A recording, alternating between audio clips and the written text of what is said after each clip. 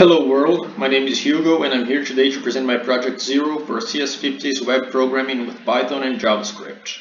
The challenge is to design a front end for Google Search, Google Image Search, and Advanced Search. Now we're going to see these functionalities in action.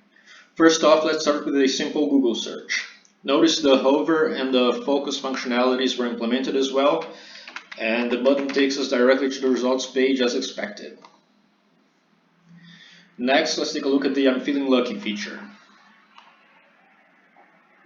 Notice that for this to work properly, it was necessary to install an extension which bypasses Google's redirect warning page. Now let's take a look at the image search.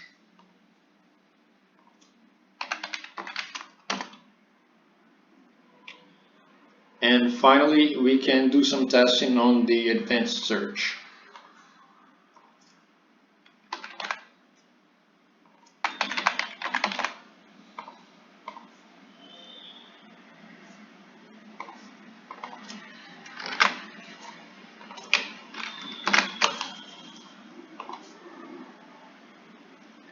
That's it. Thanks for watching and I'll see you in the next one. Stay safe.